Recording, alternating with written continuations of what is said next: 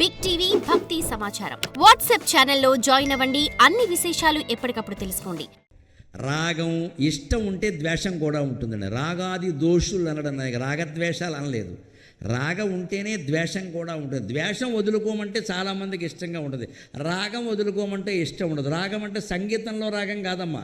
నాటార విభూపాల బెళకరి మాయా మాడవ గౌళ అసావేరి సావేరి శుద్ధ సావేరి ధన్యాసి గాంధారి నాటక హిందూస్థానిక బితోటి నాట గురించి శ్రీరాగసకన అటాణ సారంగి దర్బార్ పంతు వరాళి అలా శ్రీనివాస గద్యంలో రాగాల పేర్లు చెబుతారు. ఈ రాగం కాదు. రాగం అంటే ఇష్టం. ఈ అబ్బాయి అంటే నాకు చాలా ఇష్టం, ఈ అమ్మాయి అంటే నాకు చాలా ఇష్టం, ఇటువంటి సీసా అంటే నాకు ఎంత ఇష్టమో, ఈ దండంతే నాకు ఎంత ఇష్టం, ఇది వదిలిపోతే ద్వేషం కూడా వదిలిపోతుంది. ఏ దండైనా ఒకటే, ఏ సీసా అయినా ఒకటే, నీళ్లు బాగుంటే చాలు. ఈ ఉంగరం అంటే నాకు ఎంత ఇష్టమో అన్నామంటే ఆ ఉంగరమే ఎవడో కొట్టేస్తాడు, మన ప్రాణం పోతుంది. దాని ప్రయోజనం ఒకటి తెలుసుకో. ఇది ఇష్టం అది ఇష్టం అన్నామంటే వెంటనే ఇంకోటి ద్వేషం, ఇష్టం లేదని వస్తాయి. ఇష్టం లేకపోతే కష్టం కూడా లేదు. ఇది జితక్రోధ రాగాది దోషులు. జ్ఞానదీపం వెలుగుతుందా లేదా మనం ఎలా చూసుకోవాలి? ఎప్పటికప్పుడు కోపం వస్తుందా అంటే మనం అజ్ఞానంలో ఉన్నాం. ఇష్టాలు పెరుగుతున్నాయా? అజ్ఞానంలో ఉన్నాం. యతాత్ముల్ యతీంద్రుల్ అలా యత క్రోధాన్ని ఇష్టాన్ని జయిస్తే కొంతకాలానికి యత ఆత్ముల్, ఆత్మ అంటే మనస్సు నియంత్రించుకోగలుగుతాం. మనస్సు ఒక్కదాన్ని నిగ్రహంలో పెట్టుకోగలిగితే జీవితం అంతా హాయిగా ఉంటాం. మన మనస్సులోంచి రాకపోతే ఆలోచన వేరే ఎక్కడి నుంచి రాదు కదండి. ఎలా ఉండాలంటే అలా ఉండొచ్చండి మనం ఖచ్చితంగా. ఆ మనస్సును నిగ్రహం పెట్టుకోలేకే మనం పరుల కొంపలు ముంచుతూ ఉంటాం, మన కొంప మొడ ముంచుకుంటూ ఉంటాం. ఏదో మాట ఏదో రకంగా ఏదో తగాదా. అందుకని యతాత్ములు యతీంద్రుల్ భగవత్పాద పంకేరుహ ధ్యాన డిండీరధారానుభూతిని. శివపాద ధ్యానం భగవత్పాద ధ్యానం ఎలా చేయాలంటే డిండీరధారలాగా ఉండాలి. డిండీరం అంటే నురుగు. నీటి మీద నురుగు ఎప్పుడు ఏర్పడుతుందండి? సముద్ర తీరాల దగ్గరలో ఉంటాయి కదా, వెళ్ళినప్పుడు చూడండి, నీరు బాగా ఇలా ఎత్తు నుంచి పైకి లేచి కింద పడినప్పుడు నురుగు ఏర్పడుతుంది. ఒక చోట ఇలా గుమిగూడినప్పుడు చేరినప్పుడు నీరుగు ఏర్పడుతుంది. అలాగే ఆ డిండీరధార నమశివాయ నమశివాయ నమశివాయ నమశివాయ అని ఓదానికోటి జోడించినట్టుగా నామం నీటి మీద నొరగలాగా పేరుకోవాలి. అలాగా అటువంటి ధ్యానం చేయాలి ఖచ్చితంగా. భగవత్పాద పంకేరుహ ధ్యాన డిండీరధారానుభూతిని సదా తృప్తులై నిత్యులైరి. ఎవరు? అవ్యయ నాశములైనవాడా, భవ్య సేవ్య పుణ్యాత్ముడై సైతం నిన్ను సేవిస్తూ ఉంటారు. భవ ఈ సృష్టికి మొత్తం మూల కారణమైనవాడు, భర్గ భర్గుడైనవాడు, భట్టారక పండితులు సైతం నిన్ను పూజిస్తూ ఉంటారు. భవ భర్గ భట్టారక ఎటువంటి వాళ్ళు పూజిస్తారయ్యా? భార్గవ అగస్త్య కుత్సాది నానా మునిస్తోత్ర దత్తావధాన. భార్గవుడంటే పరశురాముడు, అగస్త్యుడు వీళ్ళందరూ శివభక్తుల్లో దేవీ ఉపాసకుల్లో చాలా గొప్పవాడు. కుత్స ఈయన వంశంలో పుట్టినవాడే కౌత్సుడు, రఘువంశంలో వస్తాడు, చాలా గొప్ప ఋషికుమారుడు. భార్గవుడు అగస్త్యుడు కుత్సుడు మొదలైనటువంటి మహర్షులంతా దత్తావధాన నీ యందు ఎంతో శ్రద్ధతో నీకు అర్చన చేశారయ్యా అన్నారు. లలాటే క్షణోగ్రాగ్ని భస్మీకృతానంగ భస్మానులిప్తాంగ. లలాట ఈక్షణ నృతుడి నుంచి వెలువడిన చూపు, ఉగ్ర అగ్ని దాంట్లోంచి ఉగ్రాగ్ని వెలువడింది. మన్మధుడిని దహనం చేశాడు. మన్మధుడు అంటే మనిషి కాదు, దేవత కూడా కాదు, మనస్సులో పుట్టే కామవాంఛ. కామవాంఛకి రూపం ఉందా మీరు గమనించండి. కోరిక పుట్టిందండి మనస్సులో, కోరికకి రూపం ఉందా? ఓ సోఫా కొనాలి అనే కోరిక పుట్టింది, కోరిక రూపం లేదండి, సోఫాకి రూపం ఉంది. వాడిని ఎవరినో తన్నాలి అనే ఒక కక్ష పుట్టింది, ఆ తనడం అనే కోరిక రూపం, తనడానికి రూపం ఉంది. మనం వద్దన్నా వాడు అన్నాడు, దానికి 2 రూపాలు ఉన్నాయి. కోరికకి రూపం లేదు, అందుకే మన్మధుడికి రూపం లేదు మన పురాణాలు. కానీ రూపం లేకుండానే మనస్సులో పుట్టేటువంటి కామవాంఛల కాపరాలు కూల్చేట్లా పెళ్ళయ్యాక కూడా. ఇంకా చదువు పూర్తి కాకుండానే లవ్లో పడ్డాం అంటే కామవాంఛ కాదండి. అప్పుడు లవ్ ఎక్కడి నుంచి ఉంటుందంటే అసలు అర్థం లేని మాట. ప్రేమ ఎప్పుడు మొత్తం ప్రపంచానికి సంబంధించింది. ఒక వ్యక్తిని అమ్మాయినైనా అబ్బాయినైనా ఇష్టపడుతున్నామంటే దాన్ని ప్రేమ అనరు, ఇష్టం అంటారు. ఇష్టమని చెప్పడం మానేసి మన వాళ్ళు నేను ప్రేమించా కుక్క పిల్లను కూడా ప్రేమించాలమ్మా. ప్రేమ అంటే అది. మంచి వయస్సులో ఉన్న అబ్బాయిని ఎవరైనా ప్రేమిస్తారు. వయస్సులో ఉన్న వాళ్ళని ఇష్టపడడం గొప్ప విషయం కాదు. ఈ 90 ఏళ్ల పెద్ద మనిషి 89 ఏళ్ల వయస్సున్న తన భార్యని ప్రేమిస్తున్నాడా? అది కావాల్సిందండి, అది కావాలి. అక్కడే ఉండదండి. ఈ ముసల్దాంతో పడలేక చస్తున్నా అంటాడు, వీడితో పడలేక అది చస్తుంది అక్కడ. బయటి వాళ్ళు ఎవరన్నా కనపడితే మాత్రం పామేసుకుంటాడు ఇక్కడ. దీన్ని ప్రేమ అంటాడు మళ్ళీ. ఇక్కడ ప్రేమ వాళ్ళకాడ. దీన్ని ఇష్టం అంటారు. చేయవలసిన బాధ్యత చేయకుండా ఎవరి మీదో ఇష్టాలు పెంచుకుంటావు ఇక్కడ నువ్వు. ఇదే ఈ మనస్సులో పుట్టే పిచ్చి కోరిక ఉంది. ఇదే మన్మధుడు, మన్మథతీతి మన్మథగా మనస్సును ఆడించేస్తూ ఉంటుంది. ఇది గాను గాడించినట్టు. ఇప్పుడు ఉండలేడు ఇంకా. అంతే. ఫోన్ చేయి, మెసేజ్ పెట్టు, అలా పెట్టు, ఇలా పెట్టు, చివరికి నాశనం.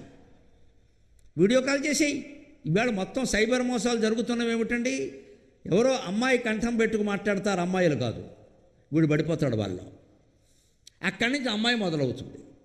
అంతే. వీడిని అలా మాట్లాడు, ఇలా మాట్లాడు అని చెబితే వీడు అన్నీ పంపేస్తాడు, ఫోటోలన్నీ. తర్వాత ఆ ఫోటోలు పెట్టి బెదిరిస్తున్నారా లేదా?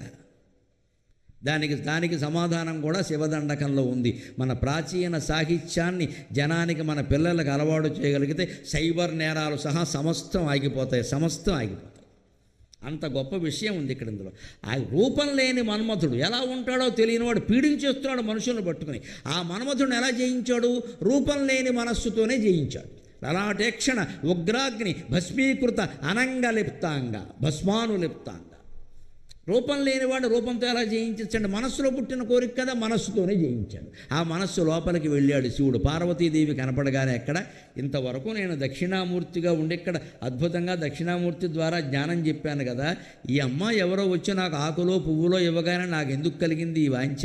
ఓ ముసలావిడు వస్తే ఈ వాంఛ కలుగుతుందా అని శివుడు ఒక్కసారి లోపలికి చూశాడు. అది తన మనస్సులో పుట్టిన వాంఛ అని అర్థమైంది. ఆ వాంఛకేసి ఒక్కసారి తేరి పార చూడగానే ఆ వాంఛ నాశనమైంది. అక్కడి నుంచి వెళ్ళిపోయాడు. అక్కడి నుంచి ఆయన కోసం తపస్సు పార్వతి చేసింది. పార్వతి కోసం శివుడు తపస్సు చేయాలి. ఆయన లొంగకుండా కూర్చున్నాడు కైలాస పర్వతం మీద. 4-5 సంవత్సరాలు తపస్సు చేసింది అమ్మవారు. ఇంద్రియ నిగ్రహం అంటే అది. మనస్సులో ఉండే కోరికను మనస్సుతోనే జయించాలి. దానికి గుర్తుగా ఆయన ఏం చేస్తాడు? ఈ మన్మధుడు కాలిపోయినప్పుడు వచ్చిన బూడిద ఉంది, ఆ బూడిదను ఒంటికి పూసుకుంటాడు. అందుకే శివుడికి భస్మం ఇష్టం అంటారు. శివాలయాల్లో ఇప్పటికీ భస్మం పెడతారు. దానికి భౌతిక ప్రయోజనం ఏమిటంటే, మీరు శివాలయానికి వెళ్ళినప్పుడు ఆ భస్మం ఇస్తే తీసుకోండి. ఇంటి దగ్గర చంటి పిల్లలకి ఏమైనా చర్మ వ్యాధులు వస్తే ఆ భస్మాన్ని పూయండి. ఒకటి ఆ బూడిద, అది పిడకల కాల్చిన బూడిదే ఉండాలి, పాండ్స్ పౌడర్ కాదు, ఎక్కడ ఫెయిర్ అండ్ లవ్లీ కాదు. పిడకలు కాల్చిన బూడిదైతేనే పనిచేస్తుంది వైద్యంగా. పూర్వం అలా మాకు చిన్నతనంలో చర్మరోగాలు వస్తే మా అమ్మగారు ఎప్పుడు బయటికి వెళ్ళి డాక్టర్ని అడగడం మంచిది. దేనికిలా గుళ్ళ విభూతి పోస్తే సరిపోయింది, లేకపోతే పిడకలు కాల్చిన బూడిదను అది పట్టుకొచ్చేవారు. శుభ్రంగా రాసేసి ఆ రాసేటప్పుడే నాగేంద్రహారాయ త్రిలోచనాయ భస్మాంగరాగాయ మహేశ్వరాయ అని శ్లోకం చదివేశారు. బూడిద భౌతికంగా పనిచేసేది, భగవన్నామాన్ని జోడించడం వల్ల మానసికంగా పనిచేసేది. వెంటనే చర్మ వ్యాధులు తగ్గి. చిన్నప్పుడే పిల్లలకి ఇటువంటి వైద్యం చేస్తూ భగవంతుని స్తుతించాలి అక్కడ. అప్పుడు భస్మానులిప్తంగా భౌతికంగా పనిచేస్తుంది. నైతికంగా, ఆధ్యాత్మికంగా దానికి అర్థం ఏమిటి? కోరికని కాల్చి భస్మం చేసి నీ ఒంటికి పూసుకుంటే తప్ప ఆ కోరిక పోదురా నాయన. కోరికే దుఃఖానికి మూలం. కోరికే దుఃఖానికి మూలం. అందుకే ఆయన పూసుకుని. అందుకే ఇప్పటికీ మహాకాళేశ్వరం ఉంది ఉజ్జయిని క్షేత్రం. అక్కడ శివుడికి అభిషేకం చేస్తారు. నీళ్లతో చేయరు. ఆ ఒక్క క్షేత్రంలోనే. మనం చేయకూడదు గుళ్ళల్లో. అక్కడ జరుగుతుందంటే ఆ క్షేత్రం ప్రత్యేకత. అక్కడ ఏం చేస్తారు తెలుసా? ఆ ఉజ్జయినిలో మహాకాళేశ్వర క్షేత్రానికి ఎదురుగా దగ్గరలో శ్మశానం ఉంటుంది. ఎప్పుడు శవాలేవో కాలుతూ ఉంటాయి. ఆ రోజు ఉదయం కొత్తగా కాలిన శవం బూడిద పట్టుకొచ్చి గుళ్ళో శివుడికి అభిషేకం చేస్తారండి. చాలా విచిత్రంగా ఉంటుంది ఈ వ్యవహారం. పూజారులు స్వయంగా ఏదో తిరుపతి గుళ్ళోకి మంగళ జలాలు కలశాలతో మోసుకెళ్ళినట్టే భస్మం పట్టుకొస్తారు. మన ఆరాధన విధానంలో ప్రత్యేకత. దాన్ని శివుడు ఇష్టపడతాడు. ఎందుకు ఇష్టపడతాడు అంటే, ఎవరైనా బూడిదైపోవలసిందే, ఎంత సంపదైనా బూడిదైపోవలసిందే, ఏ సంయోగాలైనా సంబంధాలైనా బూడిదైపోవలసిందే. మానవ జీవితంలో అంతిమంగా మిగిలేది భస్మం ఒక్కటే అని మనకు తెలియజేయడానికి భస్మాభిషేకం చేస్తుంది. ఈ ఒక్క విషయం తెలుసుకుంటే ఇంత అక్రమంగా ఆస్తులు సంపాదిస్తామా? రాజకీయ పదవుల కోసం ఎదుటివాళ్ళ ప్రాణాలు తీసే పని చేస్తామా? అనవసరంగా అపనందలు వేస్తామా? ఈ ఒక్క విషయం తెలుసుకుంటాం. ఇప్పుడు తెలుసుకుంటాం, చప్పట్లు బాగా కొట్టేస్తాం. ఇంటికి వెళ్ళిన తర్వాత ఏమంటాం? ఆయన అలాగే చెప్తారు, మనకు కుదిరితే ఏటవన్నీ అంటాం. అంతే. మీకు కుదరవు, నాకు కుదరదు. నేనేమనుకుంటాను, వీళ్ళు ఎవరికి పట్టంది, నాకు మాత్రం ఎందుకు అని తమ్మాజీరావు గారు ఏమిస్తారో అంటాను. ఇవ్వడమే ఎంతసేపు. ఈ చెప్పిందంతా ఇవ్వడానక? నిజంగా నేను చెబుతున్నాను కాబట్టి కాదమ్మా. ఏ ప్రవచనకర్త చెప్పే ఏ మాటలకైనా మీరు కోట్లు ఇచ్చినా సరిపోవమ్మా. కోట్లు ఇచ్చినా సరిపోవు. ఆ కోట్లతో మాకేం పని లేదు ఇక్కడ. మాకు సంతృప్తినిచ్చే విషయాలకు. మాలాంటి వాళ్ళం కోరుకునే సన్మానం ఏమిటంటే, మనిషి ఎదురున్నప్పుడు మాకు పాదాల మీద పడడం, సెల్ఫీలు దిగడం, ఫోటోలు కాదు. అయ్యా మీ మాట నేను ఇది విన్నాను, నాకు ఉపయోగపడింది, అది మాకు అఖండమైన సన్మానం. నేను కోరుకునే సన్మానం అయితే ఇది. చేతిలో ఏమీ పెట్టద్దు. మీరు ఏం పెట్టినా మాకు బరువే, ఎక్కడ పెట్టుకోవాలో తెలియదు. అది ఏ వస్తువులు కానీ, డబ్బులు కానీ, పంచెలు కానీ, ఇది ఏదీ సన్మానం కాదు. నిజమైన సన్మానం ఏమిటి అంటే, మీ మాట ఫలానా వీడియోలో ఫలానా మాట విన్నానండి, మా అబ్బాయి బాగున్నాడు, మా అమ్మాయి బాగుంది, నేను బాగున్నాను, నా జీవితంలో ఎన్నో గొప్ప మార్పులు వచ్చాయి, ఈ ఒక్క మాట మాకు 1000 ఏనుగుల బలం, 1000 ఏనుగుల బలం మాకు. ఆ మాట మాకు సన్మానం. అందరూ దండాలు పెడతారు, కానుకలు ఇస్తారు, ఇవన్నీ మాకు బరువు. ఇక్కడ ఎలా పట్టుకెళ్లాలో తెలియదు. వాళ్ళు ఇంటికి పట్టుకెళ్ళాక భార్య భర్త కూర్చొని కోలాటం ఆడుకోవాలి అక్కడ. ఇవన్నీ మధ్యలో పెట్టుకుని నీకు ఇది నాకు ఇది, ఇదో దరిద్రం. ఇక్కడ ఎందుకు వచ్చింది ఇవన్నీ? ఎవరికో పంచిపెట్టుకోవడం. మేము కోరుకునేవి అది కాదండి. దీనివల్ల మాకు మేలు జరిగింది, లేకపోతే ఇంతమంది రారు కదండి. నేనేమన్నా పిలిచానా మిమ్మల్ని అందరినీ బొట్టు పెట్టి? నేను ఎందుకు కూర్చుంటారమ్మా? 9 అయిపోతున్నా సరే, మీకు ఉపయోగపడబట్టే కదా, మీరు వింటున్నారు కాబట్టే కదా. వీళ్ళు ఏం చెబుతారు అని కొత్తదనం కోసం వచ్చారు కదా, లేకపోతే క్యాసెట్లో వినొచ్చు కదా. నేనెందుకు రావడం? అక్కడ వింటుంటేనే అంత బాగుంది, ఆయన ప్రత్యక్షంగా కనిపిస్తారు అని కదా వచ్చారమ్మా. మా దర్శనాన్ని ఎంత పుణ్యంగా భావిస్తున్నారు అంటే, మేము అందించే జ్ఞానం ఎంత పుణ్యమో దయచేసి ఆలోచించండి. For more videos like this, subscribe Big TV channel.